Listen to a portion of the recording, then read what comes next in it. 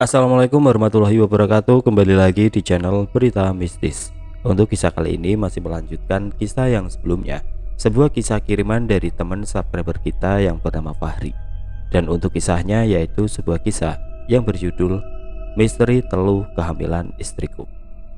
Sebelum kita lanjut ke ceritanya, tekan dulu tombol like video ini dan jangan lupa tekan juga tombol subscribe channel ini. Dan nyalakan juga lonceng notifikasinya agar tidak ketinggalan cerita-cerita baru dari channel ini. Dan bagi teman-teman yang punya pengalaman horor dan pengen dibawakan di channel ini, nanti teman-teman hubungi saja kontak admin yang nanti akan saya sertakan di kolom deskripsi. Dan seperti apa untuk kelanjutan kisah ini? Langsung saja kita simak berikut ini.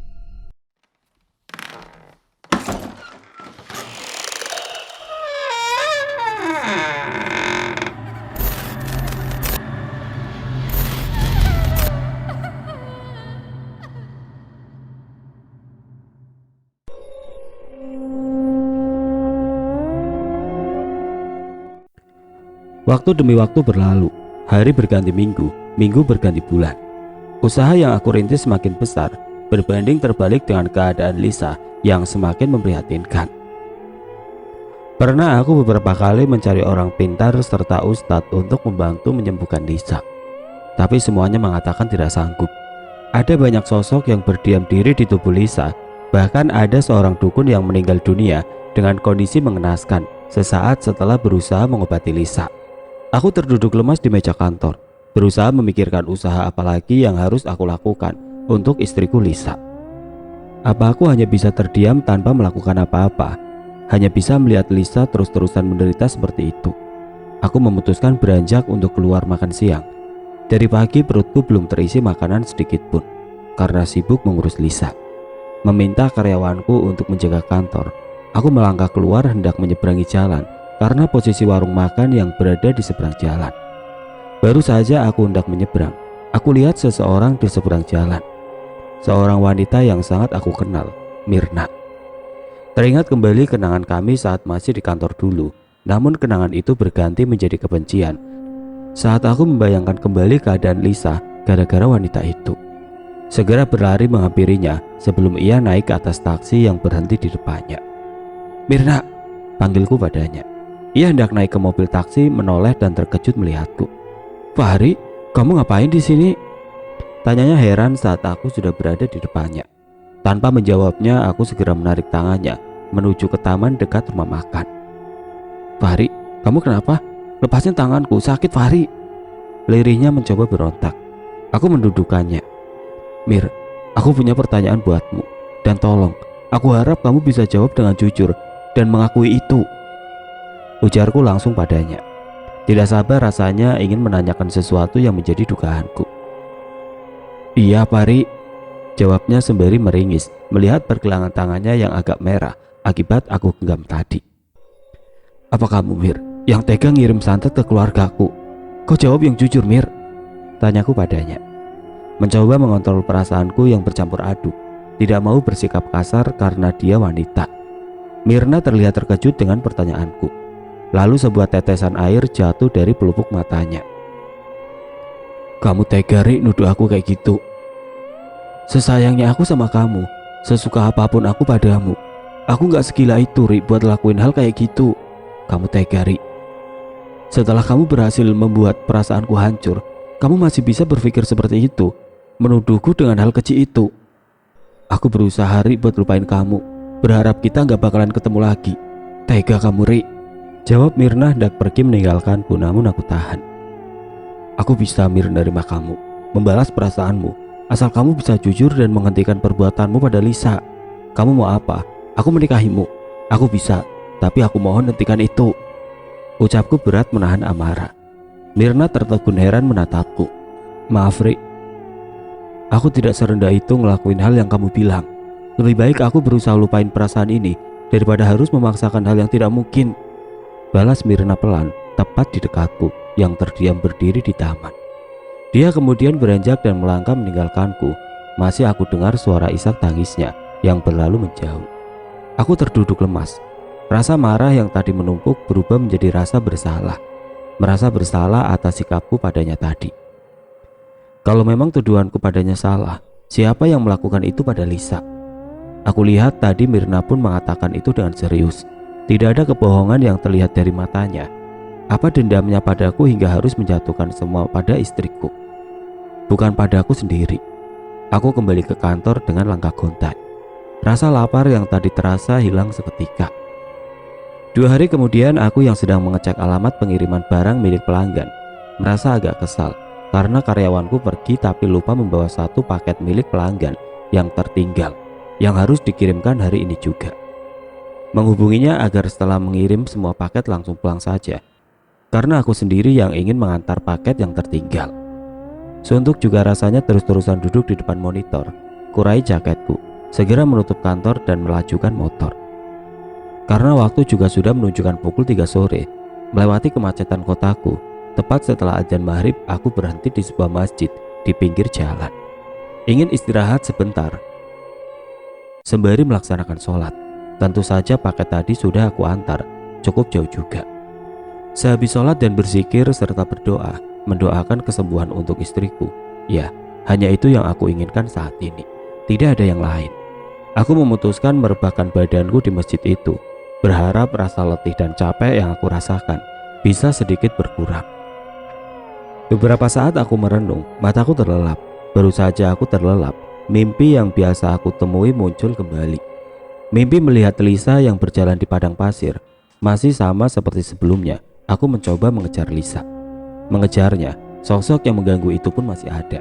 Hanya memandangiku dari kejauhan, sembari menyeringai. Aku yang melihat itu tidak peduli. Sekuat tenaga berlari mengejar Lisa yang terlihat kini sangat kurus dan melangkah dengan gontai dan lemah. "Mas Fahri," aku dengar suaranya yang berteriak walau dengan suara parau dan lemah. Aku semakin menguatkan langkahku. Ketika aku hampir menyentuh Lisa, sebuah cakaran dari macan hitam bermata merah itu membuatku terpental kembali mundur. Seakan mengejekku, harimau itu kembali ke tempatnya, membiarkanku kembali mengejar Lisa. Aku yang meringis kesakitan kembali berusaha berdiri dan mengejar Lisa kembali. Lagi dan lagi saat tanganku hampir menyentuh Lisa, sebuah ayunan dari ekor wanita ular itu membuatku terjatuh dengan darah yang aku muntahkan dari mulutku. Apa aku akan mati di sini? Pikirku dalam hati yang saat itu merasakan sakit.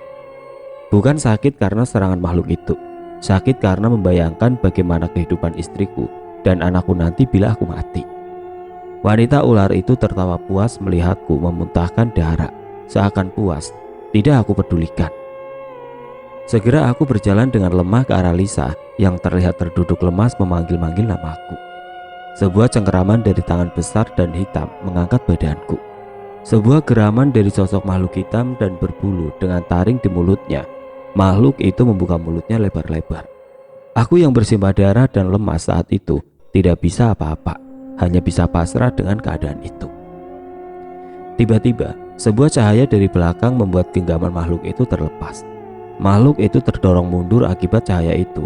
Aku yang terjatuh merangkak menghampiri Lisa yang menangis pasrah. Aku coba memeluknya, namun tanganku tidak bisa menyentuhnya. "Mundur bang," suara lelaki. Aku menoleh ke suara itu. Seorang pemuda, mungkin sebaya denganku, berdiri di dekat kami. Pemuda itu memakai baju koko lengkap dengan peci hitam yang ia pakai. Sebuah sarung tergantung di pundaknya. "Kamu siapa?" tanyaku heran pada pemuda itu. Dia hanya tersenyum lalu membantuku berdiri. "Sudah waktunya sholat isya bang," ujarnya lalu menutup mataku. Aku seperti terbang dan terhisap dengan sesuatu yang entah apa. Aku terbangun saat sebuah tepukan membangunkanku. Seorang pemuda tersenyum padaku. "Gak sholat isya bang?" tanya pemuda itu padaku. Aku terduduk, mengatur nafasku yang cepat. Jantungku yang berdebar kencang masih aku rasakan. Melihat pakaian yang masih bersih, tanpa darah atau bekas darah sedikit pun, aku menarik nafas panjang. Ternyata mimpi lagi, lirikku. Aku melihat kembali pemuda itu. Aku terbelalak bingung, wajah pemuda itu sama persis dengan wajah orang yang menolongku dalam mimpi tadi. Saat hampir saja aku dimakan oleh sosok hitam. Beberapa sepasang mata dari jamaah memperhatikanku bingung. "Ambil air wudhu dulu bang," ujar kembali pemuda itu lalu berdiri meninggalkanku. Dengan perasaan yang masih bingung, aku segera mengambil air wudhu dan bergabung dengan jamaah lain. Aku terkesan melihat pemuda yang membangunkanku tadi menjadi imam. Padahal banyak orang yang lebih tua saat itu. Selesai sholat, aku hendak melangkah keluar masjid itu. Takut terlalu kelamaan saat di jalan nanti. Khawatir juga dengan keadaan Lisa sekarang. Pasti dia dan ibu khawatir menungguku. Saat tengah memasang sepatu di tangga masjid tersebut, pemuda yang tadi duduk di dekatku menjulurkan tangan. "Saya Aldi, Bang," ujarnya. Aku menyambut uluran tangan itu. Kami pun saling mengenalkan diri masing-masing. Yang ternyata Aldi adalah salah satu santri di pondok pesantren tepat di belakang masjid ini. Dia bilang lebih suka sholat di sini daripada di dalam pondok karena kasihan melihat imam yang usianya sudah tidak muda lagi, tanpa ada seorang pun yang lebih muda menggantikannya. "Abang punya masalah apa?" tanyanya padaku. Aku sejenak terdiam, tidak menjawab pertanyaan itu. "Nggak apa-apa, Bang, cerita saja. Insya Allah saya bisa bantu," ucapnya lagi meyakinkanku. Aku pun menceritakan kejadian yang menimpa istri dan keluargaku, menceritakan semua dari awal hingga saat ini keadaan Lisa. Aldi hanya mengangguk-angguk mendengar ceritaku. "Terus mimpi tadi bagaimana, Bang?" tanyanya lagi. "Itu salah satu keanehannya. Saya seringkali memimpikan hal yang sama, melihat istri saya yang seperti tersesat di padang pasir, serta diikuti sosok-sosok yang seakan tidak membiarkan saya menyentuhnya atau menolong istri saya," jelasku padanya. "Baiklah, Bang, kasih saya alamat Abang. Insya Allah besok saya ke rumah Abang. Nah, ini harus izin dengan kiai dan pengurus pondok dulu," ujarnya. Aku mengeluarkan secari kertas berisi alamat lengkap rumahku serta nomorku yang tertera di kertas itu. Setelah berbincang sebentar, aku pamit kepada Aldi untuk segera pulang.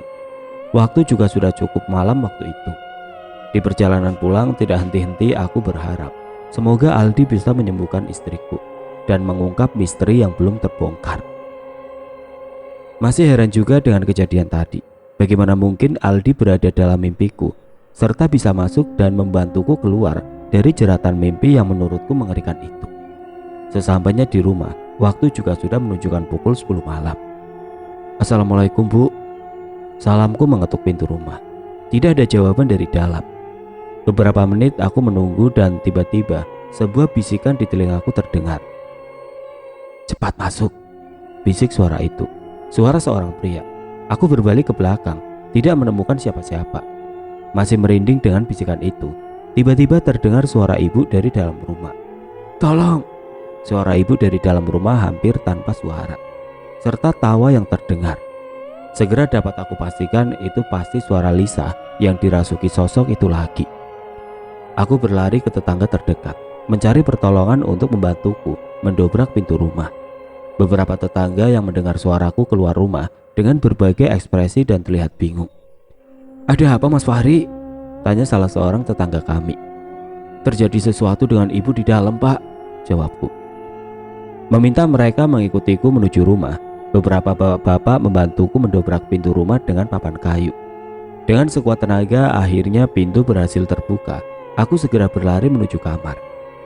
Aku terbelalak kaget saat melihat apa yang terjadi.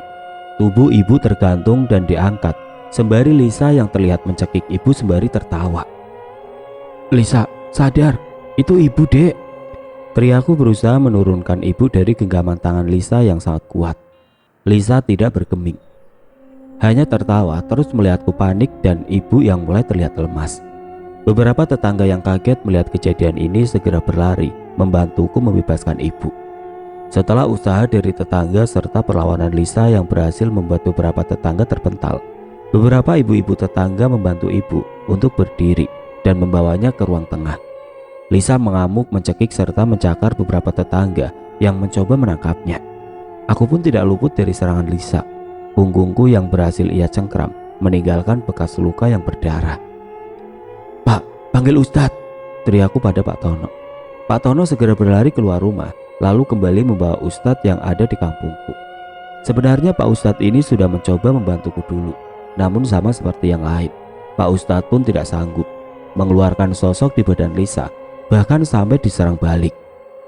"Tolong Pak Ustadz, tolong istri saya," ujarku memohon padanya. Pak Ustadz terlihat gentar melihat Lisa yang kembali mengamuk. "Mau kubunuh kau," ucap Lisa menyeringnya pada Pak Ustadz. Pak Ustadz mencoba membaca ayat suci, Namun dengan cepat Lisa menangkapnya dan melemparnya ke tembok. Tubuh Pak Ustadz terjatuh berdebam menghantam lantai dengan darah yang keluar dari hidungnya. Aku yang hendak berlari menangkap Lisa langsung ditahannya dengan satu tangan, menangkapku dan mengangkat tubuhku sampai aku tidak bisa bernafas. Beberapa tetangga yang masih sanggup berdiri mencoba menolongku, namun hanya dengan satu gerakan dari tangan Lisa membuat mereka semua terjatuh mundur dan segan untuk maju lagi. "Dek, sadar, ini Mas," liriku padanya. Dia hanya memandangiku dengan tajam sembari menyeringai. "Kau dan istrimu akan mati, anakmu pun akan mati," jawab Lisa tertawa puas. Tiba-tiba ekspresi Lisa terlihat kaget dan seperti merasakan sesuatu. Sebuah angin kencang menembus ventilasi udara di kamar, diikuti langkah seseorang yang memasuki kamar. Sosok pemuda yang baru saja aku kenal tadi memasuki kamar. Aldi. Lisa menoleh pada Aldi dan terlihat gentar, melemparku dengan kasar. "Mau apa kau?" tanya Lisa pada Aldi yang terlihat hanya terdiam. Dengan tasbih di tangannya, "Hanya membantu sesama manusia yang diganggu oleh makhluk sepertimu. Makhluk yang selalu menjerumuskan manusia ke jalan yang salah," jawab Aldi tenang. "Kau pikir kau siapa? Apa kau mau bernasib sama dengan dia?" ujar Lisa menunjuk Pak Ustadz yang masih terduduk lemas di pojokan kamar. "Semua kekuatan serta kekuasaan akan sesuatu adalah takdir dan pemberian dari Allah," jawab kembali Aldi melangkah maju kepada Lisa yang terlihat gentar dan mundur beberapa langkah. "Kau jangan ikut campur atau aku akan membunuh wanita ini," ancam Lisa memecahkan sebuah vas bunga di meja kamar, lalu mengambil pecahannya menaruhnya tepat di leher. Aldi terdiam, lalu dengan cepat mengibaskan sarung di pundaknya ke arah Lisa. Lisa terhempas mundur. "Cepat pegang istrimu, Bang," teriak Aldi yang masih tertegun akan kejadian di depan mataku. Aku berlari menangkap tubuh Lisa yang terlentang di atas kasur, mendudukannya. "Ikat badannya pakai sarung ini, Bang," perintah Aldi menyodorkan sarung yang dari tadi tergantung di pundaknya. Segera aku raih sarung itu, mengikatnya di tubuh Lisa dengan kuat. Lisa mencoba berontak melepaskan diri, namun tidak ada daya. Lama-kelamaan Lisa terkulai lemas dan tidak sadarkan diri. Aku hendak melepaskan sarung itu. "Jangan, Bang, masih ada beberapa sosok yang ada di tubuh istri Abang," tahan Aldi mencegahku. Benar saja, selang beberapa saat Lisa kembali mendongakkan kepala dan meraung seperti seekor binatang. Tangannya sekuat tenaga hendak mencakar Aldi, namun untungnya ada sarung yang menahannya. "Sudahlah, tidak usah mengeluarkan yang lemah. Segera keluarkan temanmu yang paling kuat," ledek Aldi melihat dan menunjuk pada Lisa. Sosok yang melihat Aldi meledeknya meraung dengan suara yang membuat jendela bergetar. Namun Aldi tidak gentar, memegangi kepala Lisa dengan membaca ayat suci yang lantang dengan paksaan yang cukup lama. Akhirnya sosok yang merasuki Lisa itu keluar. "Minggir, Bang, masih ada yang belum keluar," ujar Aldi padaku. Aku pun menurut dan melangkah sedikit menjauhi Lisa. Tiba-tiba hawa panas membuat kami yang berada di ruangan itu berkeringat. Sebuah hawa panas tidak biasa, seperti ada seseorang yang sedang membakar sesuatu di kamar ini. "Yang tidak kuat, lebih baik keluar," ujar Aldi. Beberapa tetangga memutuskan keluar kamar, menyisakan aku sendiri yang menahan hawa panas yang aku rasakan. Aku tidak mau meninggalkan Lisa dengan keadaan yang seperti ini. "Abang bantu saya berdoa, jangan gentar, apapun yang abang lihat dan saksikan," ucap Aldi dengan serius padaku. Aku hanya mengangguk, tidak mampu berucap sepatah kata pun, saking panik dan takutnya dengan keadaan ini. Lisa mendongak dan menyeringai pada Aldi yang berdiri di hadapannya. Lampu pun tiba-tiba padam. Aku yang ketakutan hanya bisa berdiri kaku di pojokan kamar sembari membaca ayat suci sesuai perintah Aldi. Tidak aku lihat apa-apa di dalam kamar selain mata Lisa yang bercahaya merah bulat, serta suara geraman darinya. "Jangan berbuat gegabah, Bang. Tetap diam di tempat. Baca terus ayat suci dan doa," ucap suara Aldi di kegelapan. Lama-kelamaan mataku sudah bisa terbiasa dengan kegelapan yang terlihat. Bisa kulihat Aldi yang berdiri tidak jauh sembari memutar tasbih di tangannya dengan tidak henti melantunkan ayat suci. Lisa melompat menyerangnya dengan ganas, berusaha mencakar dan menyerang Aldi. Untungnya Aldi sigap menghindari serangan itu. Tiba-tiba sebuah sosok putih bercahaya berdiri di belakang Aldi. Tidak dapat aku lihat jelas sosok itu, hanya cahaya putih berbentuk manusia yang terlihat. Sosok putih itu dengan cepat melesat ke tubuh Lisa, lalu mengangkat sesuatu dari dalam tubuhnya. Sesosok makhluk besar hitam dan bermata merah, sama persis dengan apa yang aku lihat dalam mimpiku. Sosok putih itu mengangkatnya, kemudian tangannya seperti menggenggam sebuah pedang, menusuknya ke sosok yang ia ambil dari tubuh Lisa. Lalu sosok hitam itu berteriak dengan keras. Namun teriakannya itu diiringi dengan tubuhnya yang terlihat sedikit demi sedikit memudar hingga menghilang sepenuhnya. Lampu kembali menyala. Tubuh Lisa terjatuh tidak sadarkan diri. Segera aku berhambur menangkap tubuh Lisa dan membaringkannya di atas kasur. Aldi terlihat capek dan berkeringat dari wajahnya menghampiriku. Masih ada yang harus kita lakukan, Bang, untuk menyelamatkan Sukma istrimu yang terjebak di dimensi yang mereka buat, ujarnya. Aku yang tidak mengerti hanya mengikutinya.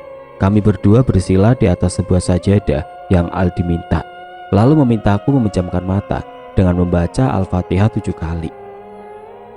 Tepat setelah selesai membaca Al-Fatihah yang ketujuh, kesadaranku seperti terbawa dan melayang, seperti terhisap akan sesuatu. Aku membuka mata saat suara dari Aldi menyuruhku membuka mata.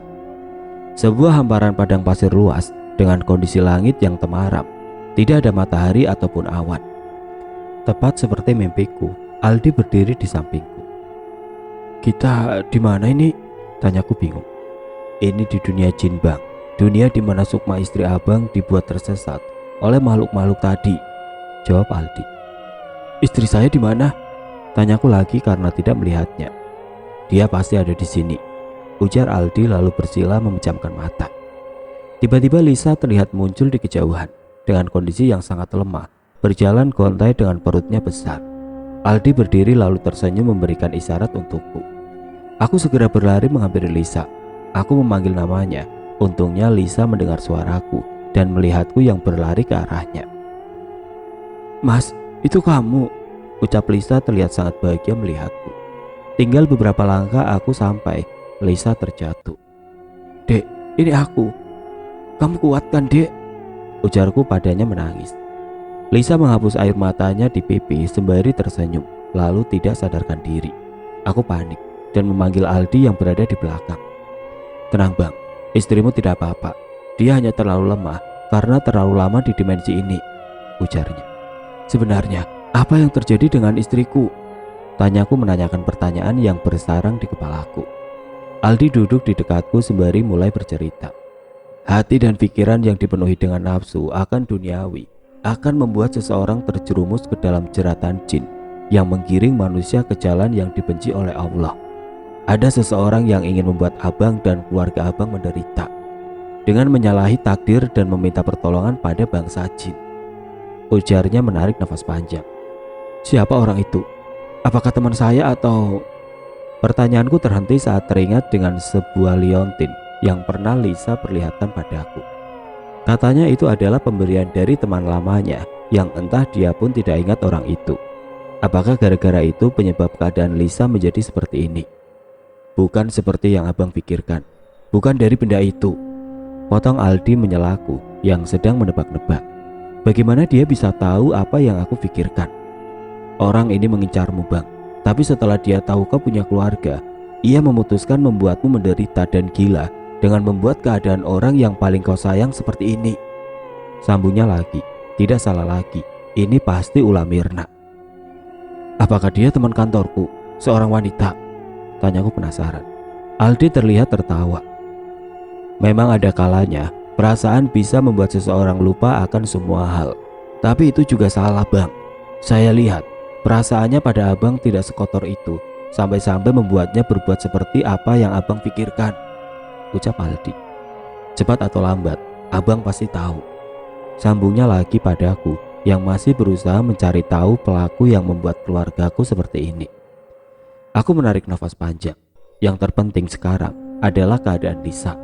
Aku disuruh kembali membaca Al-Fatihah 7 kali dengan niat meminta pertolongan dikeluarkan dari dimensi ini. Aku menurutinya. Lalu sama saat aku masuki alam ini, sukmaku seperti terhisap dan saat aku membuka mata, aku berada di samping Lisa, ibu, dan beberapa tetangga terlihat mengucap syukur saat itu juga melihatku sadarkan diri. Aku duduk dengan keadaan kepala yang masih pusing. Terlihat Lisa yang berada di dekatku dengan kondisinya yang lemah tersenyum padaku. "Kamu sudah sadar, Dek? Ini adik kan?" Tanyaku menangis bahagia melihat istriku yang kembali bisa sadarkan diri. Isak tangisku tidak berhenti memeluk istriku yang ikut menangis memelukku erat. "Terima kasih, Mas," bisiknya di telingaku. Beberapa tetangga yang melihat kejadian ini pun ikut menangis, terutama ibu. Walau sekuat tenaga ia menyembunyikan, tetap tidak dapat ia tahan air mata yang jatuh dari matanya. Setelah beberapa tetangga pulang ke rumahnya masing-masing dan Lisa yang kembali tenang, aku teringat dengan Aldi. "Mana pemuda yang menolong Lisa tadi?" Tanyaku memudarkan pandangan mencari Aldi yang tidak terlihat. Ibu nampak bingung. "Pemuda siapa, Nak? Tidak ada pemuda selain para tetangga tadi," jawab ibu bingung. Aku heran, bagaimana tidak ada pemuda, padahal jelas-jelas Aldi tadi ada di sini menolongku hingga bisa membebaskan Lisa dari belenggu makhluk yang merasuki tubuhnya. "Pak, tadi ada pemuda yang menolong kan? Pemuda dengan sarung dan peci hitamnya?" Tanyaku pada Pak Tono yang masih berada di sini. "Nggak ada, Mas Fahri. Tadi kami keluar karena hawa panas yang kami rasakan. Lalu Mas suruh kami keluar apabila tidak tahan," terang Pak Tono yang menambahi kebingunganku. Aku pun memutuskan untuk istirahat di samping Lisa ketika tidak ada lagi tetangga di sini. Ibu pun sudah kembali ke kamarnya. Aku mengelus dan mengecup kening istriku yang tertidur dengan pulas. Mataku terpejam dengan pertanyaan tentang pelaku pengirim santet serta sosok Aldi, pemuda yang sangat misterius. Setelah kejadian itu, aku mencoba kembali ke masjid tempatku dulu bertemu Aldi, sekedar berterima kasih karena telah membantu menyadarkan istriku. Namun aneh, kata orang-orang di sana, tidak ada pemuda yang bernama Aldi di situ. Sore itu, 2 hari setelah kejadian Lisa sadarkan diri, aku yang sedang terduduk di kursi kantor mendapat telepon dari Bibi, adik dari bapak, mengabarkan bahwa salah satu pamanku, yakni Paman Subasir, serta istri dan anaknya meninggal dunia dengan keadaan gantung diri. Dan ternyata rumah yang ditempati oleh pamanku itu adalah peninggalan dari bapak. Apa itu arti mimpiku dulu saat bapak memintaku menemui Paman Subasir? Jika itu memang benar, berarti yang Aldi maksud orang yang ingin mencelakaiku adalah pamanku sendiri. Apa karena peninggalan bapak, sebuah rumah besar dan mewah yang ditempati oleh paman? Satu persatu teka-teki pun terjawab.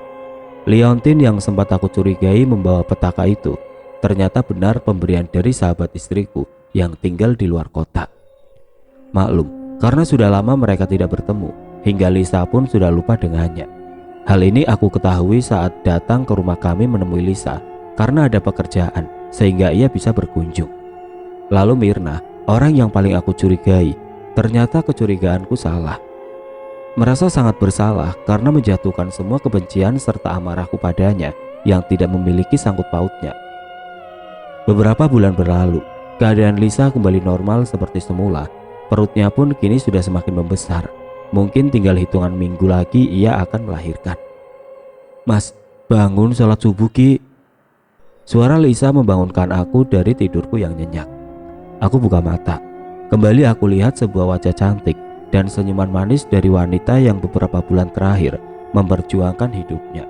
Hampir kehilangannya, aku tidak beranjak malah menariknya ke pelukanku. "Masih dingin, Dek, butuh kehangatan," godaku padanya. "Ih, Mas, subuh loh. Lagian apa Mas gak risih dilihat sama si kecil?" Ucapnya menolak tapi tangannya malah melingkar di pinggangku. "Enggak ah, kan si kecil tahu bapaknya siapa." Belaku tidak mau melepas pelukan darinya. "Gimana kalau aku udah gak ada Mas? Apa Mas bisa hidup tanpa adik?" Bisiknya lirih di telingaku. Aku melepaskan pelukan, menatap wajahnya, meminta penjelasan akan ucapannya tadi.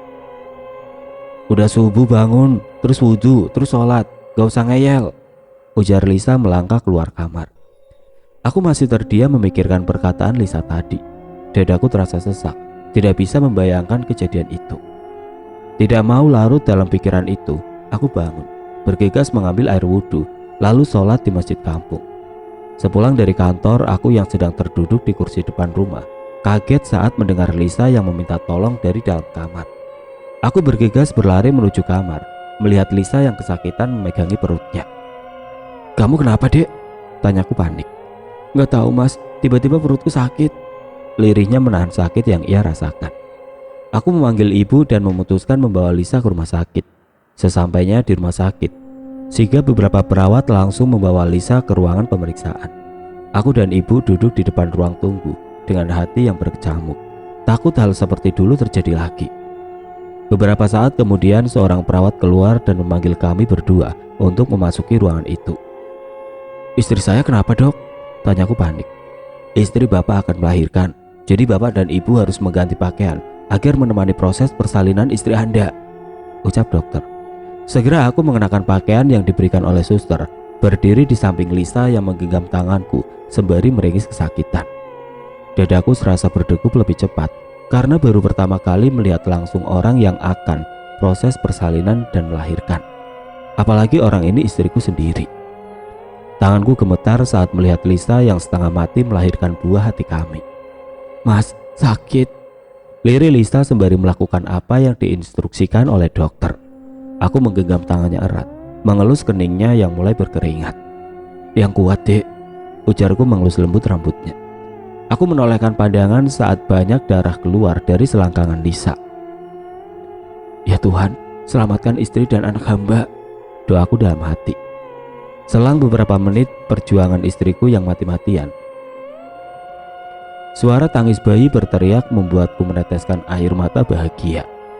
Seorang bayi lucu dengan tangan mungilnya, suaranya yang nyaring, serta tubuhnya yang terdapat selaput lendir. Dokter segera memberikan bayi itu ke suster yang menemaninya, membersihkannya dari sisa darah yang masih menempel di badannya. Selamat Pak, Bu, anak Anda lahir dengan normal. Jenis kelaminnya perempuan, ucap sang dokter, memberikannya ke pelukan Lisa. Mas, ini anak kita, ujar Lisa lirih dengan air mata yang membanjiri pipinya. Aku hanya bisa mengangguk, tidak bisa mengeluarkan sepatah kata pun. Dadaku sesak, saking bahagia melihat buah hati kami. Kurai malaikat kecilku yang ada di pelukan Lisa, tanganku semakin gemetar mengangkatnya ke pelukanku. Segera aku melantunkan azan di telinganya, walau dengan suara parau karena menangis. Tangan bayi mungil itu menggenggam jemariku erat. Aku peluk Lisa yang sedari tadi tidak berhenti menangis terisak. Kukucup kening istriku yang terlihat lemah itu. Makasih, Dek. Makasih sudah memberikan malaikat kecil untukku. Makasih telah berjuang untukku. Ini anak kita, Dek. Wajahnya mirip denganmu, Dek. Lihat, ini anak kita, ujarku terisak memeluknya. Lisa mengangguk sembari memaksakan senyum. Senyum terakhir yang aku lihat darinya. Tangan Lisa yang dari tadi erat menggenggamku tiba-tiba terjatuh. Lisa tidak sadarkan diri. Segera aku panggil dokter untuk memeriksa keadaannya. Dok, istri saya kenapa, Dok? Tanyaku panik melihat Lisa yang terlihat pucat. Segera dokter menyuruhku dan ibu keluar ruangan untuk memeriksa Lisa. Bayiku dimasukkan ke kotak kaca kecil. Dengan hati yang berdegup, aku tidak berhenti berdoa untuk keselamatan Lisa. Maaf Pak, Bu, istri Bapak tidak bisa kami selamatkan, ucapan dari dokter sembari menunduk. Hatiku terasa ditusuk. Sejenak nafasku berhenti. Waktu seakan berjalan dengan lambat. Aku terjatuh tersungkur, menangis dengan rasa tidak percaya. Ibu memelukku. Tangis yang sedari tadi ia tahan tertumpah juga. Sebuah panggilan membuyarkan lamunanku dari kenangan masa lalu. Kenanganku dengan wanita yang sangat aku cintai. Kenangan 3 tahun yang lalu. Sebuah nama yang masih terukir di dalam lubuk hatiku yang paling dalam, Nur Alisa. Air mataku tidak terasa jatuh. Aku yang tengah duduk di kursi teras depan rumah sore itu. Seorang wanita keluar sembari menggendong balita kecil di gendongannya. Pak, ayo masuk, udah mau maghrib, ujar wanita itu. Aku tersenyum, mengambil balita yang ada di gendongannya, malaikat kecilku. Malaikat kecil aku dan Lisa, malaikat kecil kami. Malaikat kecil kami. Aku mengangguk masuk ke dalam rumah, diiringi gandengan tangan dari wanita itu, Mirna Anjaya, yang sekarang menjadi istriku. Kami tinggal di rumah baru yang aku beli bersama ibu dari Lisa. Untungnya Mirna tidak keberatan akan hal itu. Aku harap dia dapat menyayangi anakku walau bukan anak yang terlahir dari kandungannya. Sekian ceritaku, cerita perjalanan hidupku serta kenangan pahit yang menimpa almarhumah istriku Nur Alisa. Semoga engkau tenang di alam sana Aku di sini masih selalu mendoakanmu.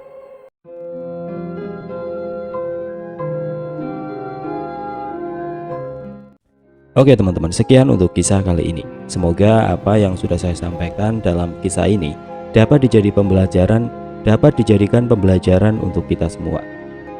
Dan buat Mas Fahri yang sudah mengirimkan kisah ini ke kami, saya ucapkan banyak terima kasih. Dan semoga keluarganya diberikan kelanggengan. Buat teman-teman yang baru bergabung, jangan lupa untuk like, komen, share, serta subscribe channel ini. Dan nantikan kisah-kisah horor berikutnya tetap di channel Berita Mistis. Wassalamualaikum warahmatullahi wabarakatuh.